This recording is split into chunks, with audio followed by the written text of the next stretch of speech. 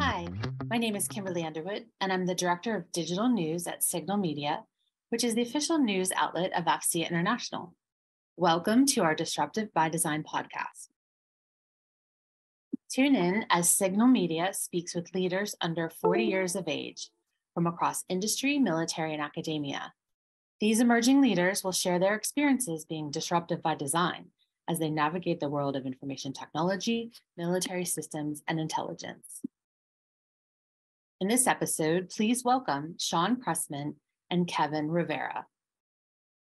I can take it if you don't mind. So, how we got to know each other was I was hired from Trend to Federal the week before COVID lockdown. So it's the worst time to do any kind of understanding military and sales and modern history to do that kind of thing. So my boss mentioned to look up AFCEA, and he said there might be a chapter nearby. I live in Dallas. San Antonio's not too far, but it's a 4-hour drive.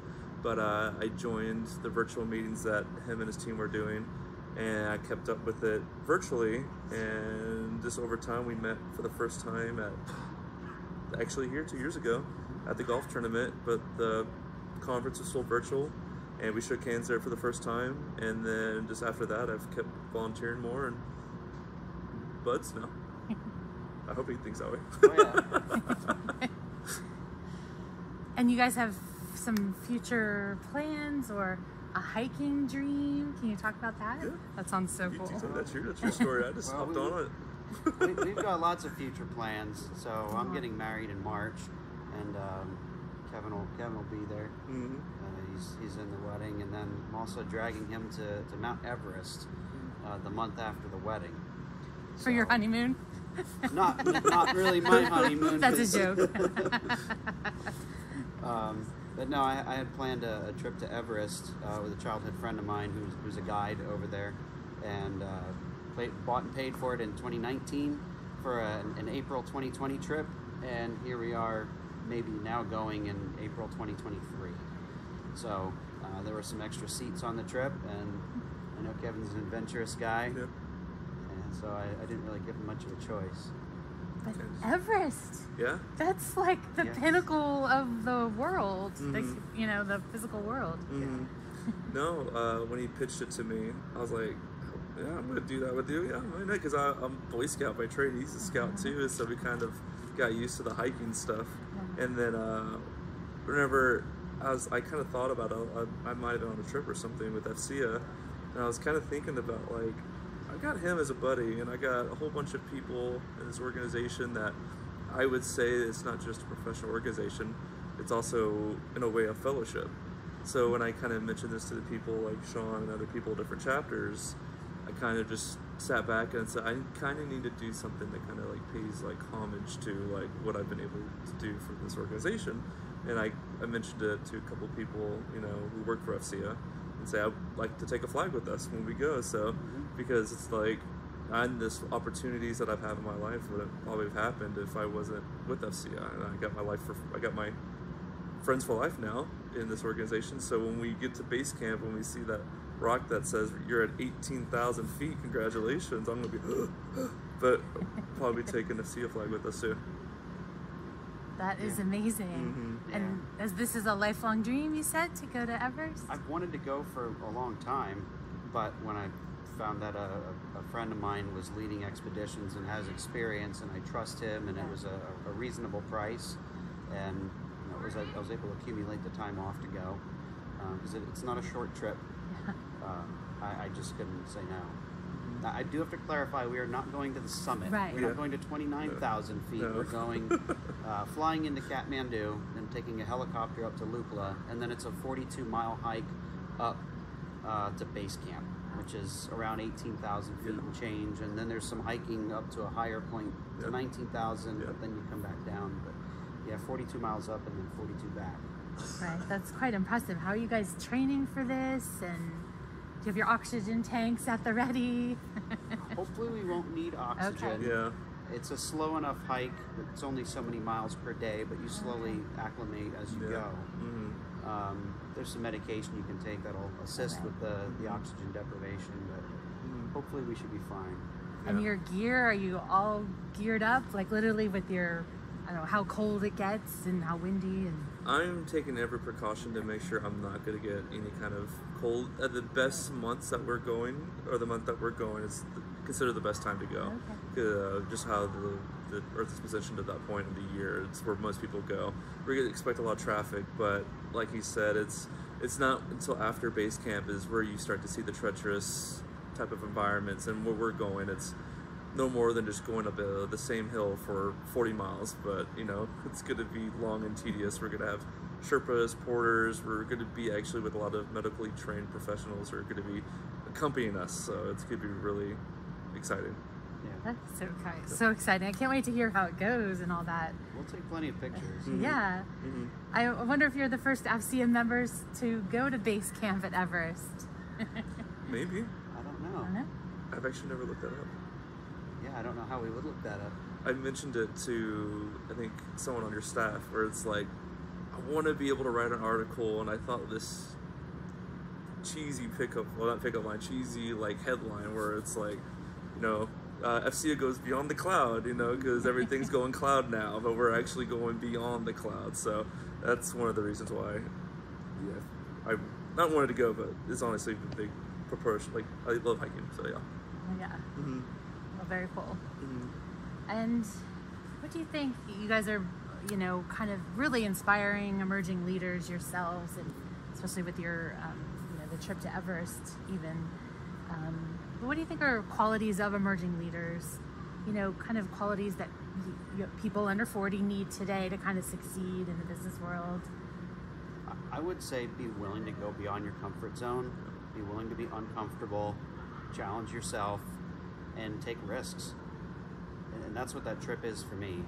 It is going with mostly medical professionals, of which I am not. So I know will be well taken care of. But there's a lot of learning that goes along in a subject that I'm not familiar with, and then it's physically extraneous or physically strenuous. But yeah, it's pushing me beyond my comfort zone in so many ways. To kind of add to that, I would think admitting to know that you can't do jobs alone. You can have the pride to keep going forward. And you know, if you look at the three things AFCEA is, it's academia, industry, and DoD, but there needs to be a full component with mentorship. You need to be able to emerging leaders to understand, like, go and meet somebody who inspires you. If you don't know that person, you can kind of see from across the room that person you inspire to become that person. Walk up to that person and tell them, hey, I like how you present yourself. I want to be able to be like what you're trying to do. And that's what I asked Shawn when we first met. There's people that I wanted to know and try to become like them. So in a way, this is not just something for me to advance in my career, but just personally to me to become the better version of myself. Then that's what emerging leader needs to be, you know. Yeah, I hope this trip will inspire other people to do things beyond their comfort zone, because they've seen someone that they can relate to do that. Yeah. And it may even give you context, and depending on the solutions you create. I know the military is operating more and more in the Arctic. There's been a lot of attention on that, sadly, because of global warming is providing more access, but also because our competitors, Russia and China, are operating more in that space. And you'll literally have the experience of being in a not the Arctic, but the region that's, you know, very hard to operate in. How do you think that will affect your mindset or kind of understanding going forward, having that Everest experience?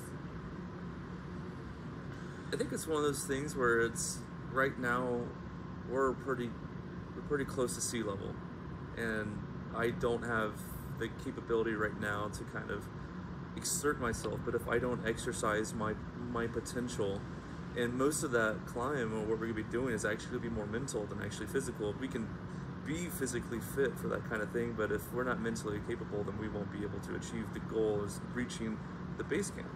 So it's kind of just being able to make sure your mind is sometimes or more sharper than it has to be your strongest tool to be able to depend on that. So when you're going against adversaries, you have to think smarter than them.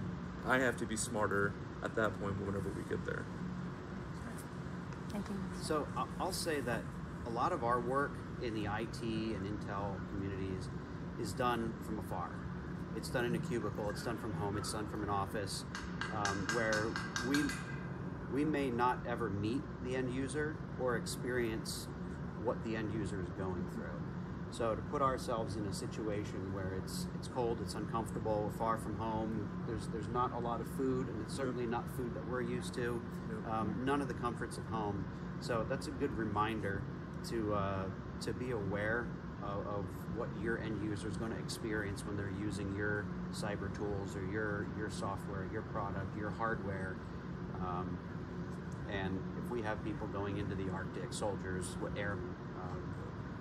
Marines going into the Arctic and using products up there or tools, just a good reminder for us to design with the end user in mind. Right, and it seems like as more and more of the solutions or innovation come from industry, whereas in the past DoD was kind of the innovator, but that shift has kind of come to industry to provide who's doing the R&D and the solutions. I guess that gives you more pressure to understand the end user as you develop solutions. Just a lot. Mm-hmm. Yep. And I guess for senior leaders out there in the military or even in the civilian world, executives, what kind of advice would you give them about emerging leaders today, people who are coming up in their career, about the uniqueness of the skills you have, or maybe the experiences that you have, or even the mindset that may be different than my generation, Gen X, or other generations? You want to take that one first? Yeah, that's a very good question. I was like, oh, there's a whole lot. With how fast technology changes, the older you get, or the further you are removed from the operator level, it's hard to stay relevant, and it's hard to know the capabilities of the newest tools. So if you can just, if a senior leader can just put some guardrails or guidelines and just turn your people loose and see what they can do. Don't constrain them. They'll surprise you with how innovative they are and what they can accomplish. And just advise, just mentor, but don't stifle growth. Right, that's really good advice. Yeah, I would say question your authorities in that kind of industry, just to kind of to help support claim to what Shawn just said. I would say complacency is probably the hardest thing that most people they get accustomed to what they're doing and they don't want to be able to go outside their own boundaries. So I would say to the higher leadership of military is to try to force your younger cohorts to not be as complacent, to push themselves beyond the limit, to in a way maybe be a mentorship and also sometimes be a boss, but never forget that you're a leader, and you'll see the pictures of what a boss is compared to a leader. Just make sure that the voice is heard and address issues and whatever they're addressed, and just have faith in your team. And if you don't have faith in your team, then it's going to fall apart. And where do you see yourselves, 5 years or 10 years down the road, or even 20 years down the road, kind of in this future universe that seems to be changing so fast in a way with technology? I would see maybe in 20 years. That's a good question. 20 years from now, I would hopefully be able to see,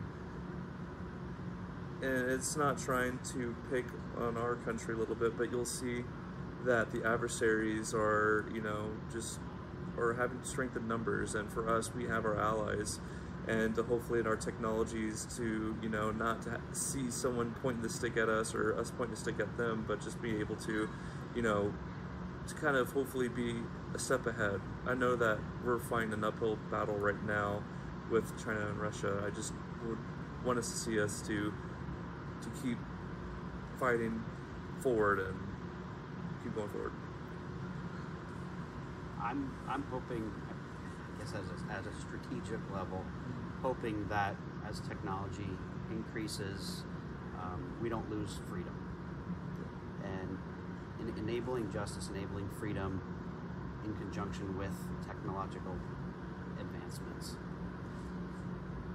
I mean, if to kind of maybe answer a little bit more to that, I mean, we're always going to be looking at the enemy, and we're never going to be comfortable.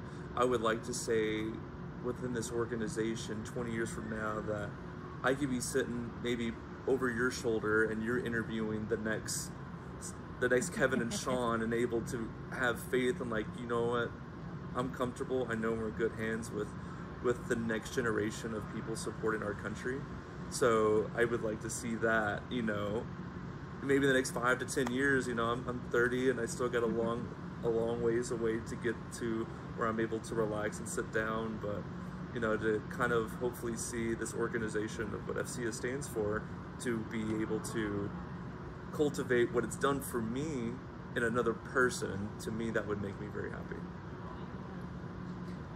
10 years, 20 years from now, I don't want us to be the old guys saying, well, back in my day, I'd rather us be the cheering section, you know, pushing the next generation to do more, better, faster, harder.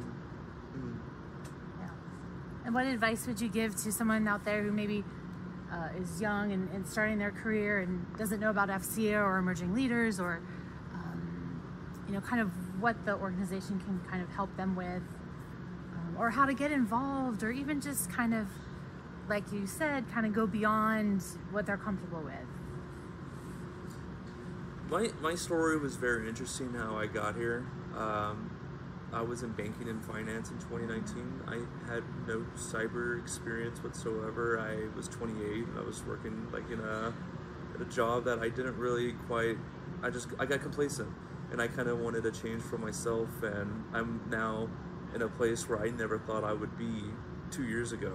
And I would, if I told my younger version of myself, was, you know, just to, you know, embrace the suck, because there's going to be times where it's going to be hard, and especially in this industry. And it's, if I could tell the younger crowd that if they see this video 10 years from now, it's like, you know, it's my story and how I got to this chair has been nothing but a blessing in a way. So, I mean, it's to the younger crowd is to, you know, if you see me anytime from now, just, you know, able to talk to me, or I'll point you in the right direction to who could be the best mentor for you. I would like to be the one, but if I'm not the right guy for you, then I'll be able to point you to Shawn or the people with our own chapter, or even at different chapters, because my friends that I have here they're sometimes not even stateside, they're elsewhere. So this organization has definitely done good things for me. We could go on for 20 minutes. Aww.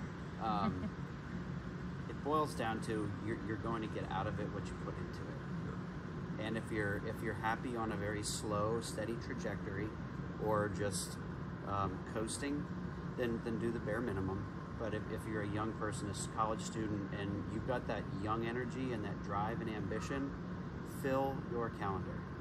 Go on the AFCEA website, find every event you can attend. If you can't afford it, help someone to pay. Find someone that'll pay for it.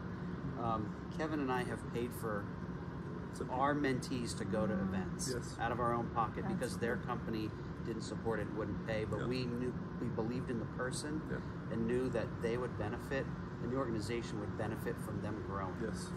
So I would say do something like that. Fill your calendar with every event. If there's a certification, pay for it out of your own pocket. Don't sit home and Grubhub and watch Netflix. Go out, meet somebody, shake hands. Even if nothing comes of it, it was better than doing nothing. So those times are intimidating, but the best part, the reward on that was worth it. Don't always go to the same organization. Branch out. You know, there's all different flavors of networking and professional associations and organizations. Try them all. Try them all 3, 4, 5, 10 times until one feels right, and then give it all you got. That's really good advice. Wish I had your advice when I was younger. It comes at a cost. Yeah. There were many certifications I paid for myself. There were conferences and hotels and planes I paid for myself. But 6 years ago, I was an arborist climbing trees. Really? Yes. That's so cool. So in business, they say you got to spend money to make money. Right. In my mind, I had to spend money to grow. And whether you spend $3,500 on a college course or $1,800 to go to a conference, there's equal benefit, I think. Yeah. There's times where we had to help each other out sometimes at conferences. Yeah, we've helped each other many times. Yeah. And honestly, that's some of the things that builds friendships. Yeah. Is going halves on a hotel room. Yeah. Or letting the other person know, hey, I met somebody. I'll go pass the baton to you because I know it's going to help you out. So then he'll do the same thing for me. Yeah, I'm looking out for my coworkers. I don't even know if we're coworkers, but no? I'm looking out for my friends as much as they're looking out for me. And when you have that network, you grow faster together. Mm-hmm. Right, that's so cool. You guys both came from other career fields into this industry, and you make it look easy. But kind of how hard was it adjusting, like going 360 to something else? You have to throw everything at it. Yeah. Time, money, effort. Yeah. The only way I got into it was because in 2019 I was in banking and finance, and I saw an AWS ad, and I don't know what the hell is this abbreviation, and I looked it up, and I was like, oh, this is kind of cool, and we'll look this up. And then later that week, I was just in banking and finance for 8 years, and I was like, what am I doing? This time just slipped. This just slipped away from me.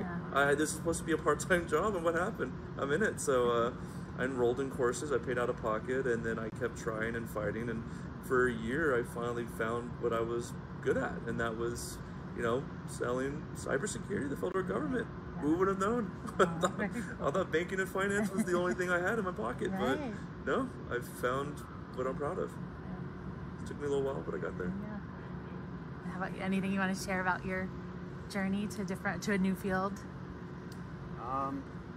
I did it. I made that career change in my mid-30s.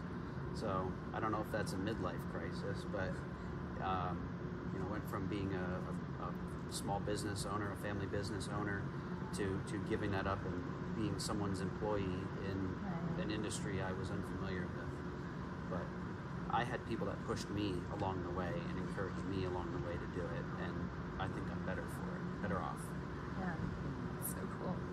And then just maybe one more question, like how, now that you're here in the industry and working hard, how do you balance work and non-work life, family and friends, life outside of your day-to-day job? You just gotta find it, but I thought it would be hard, but in reality, if you love what you do, then there's not really a balance. Yeah. It's organic. Yeah. I wake up and I'm like, I'm happy to go to work, and I share my information, my pride with my family and my friends, and it's for me. I think some people have, if it's hard to balance it, then it's hard to balance, and I'm not saying that it's like that every day, but most of the times when I shut down the laptop and I feel happy on what I've been able to achieve that day, and it seems to be been going good every day since. I said, like, I saw the AWS ad on Super Bowl, and I told him this, I would say that was the last time I had a bad day. And it wasn't a bad day, it's just that was the moment I told myself it's going to be different from here on out. And that was, February 4th, 2019 was the Super Bowl. Could be wrong, but that was where I said I'm changing everything in my life. I'm not good with balance. I would not say my life is balanced. Some of the people I work with, you work hard, you play hard, and some people are work friends, and they're also friends outside of work, and then I drag these people into my other social circles, and then drag them halfway around the world. Yep. So, I don't know if it's balanced. Yeah. It sounds lovely. But I'm only on this earth for so many years, and I'm going to have as much fun as I can, make the most of it, and hopefully bring fun people along with me. Yeah. So it's been a wild ride, but man, it's been good and a blessing in every sense of the way. Anything else you guys wanted to add? Hopefully, if we do this video again after Everest, Oh yeah, I like you the could part 2 idea. hopefully see a before and after, because I gotta lose some weight, and I would like to see, like, oh, you know, look what Everest does for you. Here's an AFCEA weight loss plan. Go to Everest. You will lose a lot of weight. Or maybe we're just like, you know what, screw that cyber thing. Let's go be Everest. We'll be We're Sherpas. gonna go Live up the mountains, eating rice pudding every day. I'll be fine with that. I love my family, my girlfriend would be happy with that. But You're gonna have to come to Nepal if you want to see us again. Yeah, come with us. We'll take the iPad with us. We'll take the microphone. Well, now that you can work from home or anywhere, That's true. I you could could set do up that. your offices. It's pretty in close to Nepal. China. Hopefully we don't get picked up or something. Yeah, I hope not. Hopefully nobody kicks off a war while we're there. Yeah. You can also do an episode update from there. We'll that's not a bad we'll idea. record a 2-minute update, and when we get cell service, we'll. Oh, I would love it. Well, it's very inspiring talking to you guys, and I can't wait to hear how the trip goes, and all the best with your upcoming nuptials and that milestone in your life. That's exciting. And thank you for all you do for AFCEA and for the chapter here. And we'll be watching you guys as stars. So thank you for your time. Yeah, Thank you're you for your time. Thank you for your time. Appreciate all you do. Thanks for tuning in. We hope you enjoyed this episode of Signal Media's Disruptive by Design podcast. Please be sure to subscribe. The podcast will be available every other week at anchor.fm by Spotify. Tell your friends, family, and colleagues. And if you're not a member of AFCEA, please consider joining. Learn more at afcea.org/membership. That's afcea.org/membership. Thanks and have a good day.